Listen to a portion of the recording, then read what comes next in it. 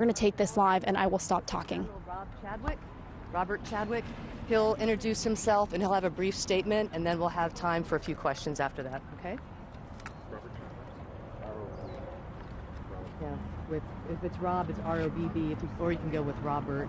And his bio is on the Navy.com. Thank you for your patience, everyone. Again, this press conference about to get underway right now. They're getting him mic'd up, and we hopefully will get more information. I know the details throughout the afternoon have been a bit confusing. And here we go, this press conference about to start right now. Questions after this. All right. Again, I'm Rear Admiral Rob Chadwick. I am Commander, Navy Region Hawaii, and I want to thank everyone, Navy Region Hawaii, and I want to thank everyone for being here this evening. And I certainly wish it was under different circumstances. I can report that Joint Base security personnel did respond to the report of an active shooter today in the vicinity of Dry Dock 2 in the Naval shipyard. I can confirm that there were 3 shooting victims. We have confirmed that 2 are deceased. 1 is in stable condition in a local hospital. I can also report the shooter, who has tentatively been identified as an active duty sailor assigned to USS Columbia, SSN 771, is also deceased by an apparent self-inflicted gunshot wound. I cannot share the names of the victims or the shooter at this time until we can confirm that next of kin notifications have been made. Obviously, our thoughts are with the families of the victims and everyone involved. I can say that we are mobilizing support services for Naval shipyard personnel, as well as everyone else who may be affected by this tragic event. And I'm ready to take any questions you have. Can you go over the victims' conditions again? Again, 3 victims, civilian shipyard workers. 2 have been confirmed deceased. The 3rd is in stable condition in a local hospital. And again, that's the information I can provide at this time. Is this a Navy watchstander who was armed, who did the shooting? That's still part of the investigation, but we have confirmed he is an active duty sailor. Is the shooter deceased? The shooter is deceased. What kind of weapon did he use? Again, that's still part of the investigation, and I don't have that information. The DoD civilians, employees, and did they work together with the sailor? They were shipyard employees. Again, don't know any relationships. Obviously, in the shipyard, there's always a mixture of active duty personnel and shipyard workers. The Columbia is not stationed here. Why was it in dry dock number 2? Standard maintenance for submarine maintenance done in the dry dock. How many people are employed on the Columbia? I don't have the number of the crew of the Columbia. And how many witnesses were there? Witnesses? I don't have the number of witnesses, but witnesses are still being interviewed at this time. Do you know if the victims were targeted or if they were shot at randomly? We have no indication yet whether they were targeted or if it was a random shooter. Do you know if the shooter was male or female? The shooter was male. The victims, are they all males? My understanding is yes, all 3 victims were male.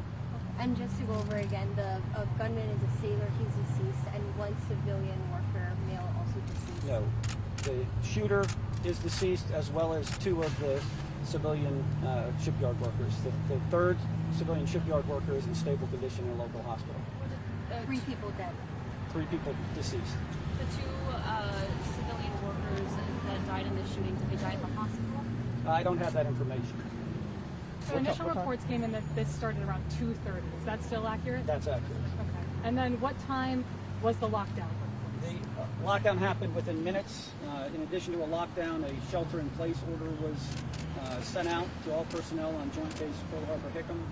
And the time that was involved and the time that the base was in lockdown had to do with all the security protocols that had to be, sweeping nearby buildings, and had to make sure that was complete and that the scene was safe before we lifted the lockdown. Obviously, as you can see, the lockdown is been released and all gates are open now. At what time was the shooter pronounced dead? I don't have the exact time that the shooter's pronounced dead. Do you know approximately how many shots were fired? I do not have that information. Can you tell us the policy of bringing weapons on base? Bringing personal weapons on base is not authorized. Was he using a personal weapon? I don't have that information about the weapons that were used at this point, so don't know. Do you know the time span of how long the shooting took place? No, I just know the initial report came in almost right at 2:30 p.m. Can you talk about the tragedy of this incident? No, this is, again, the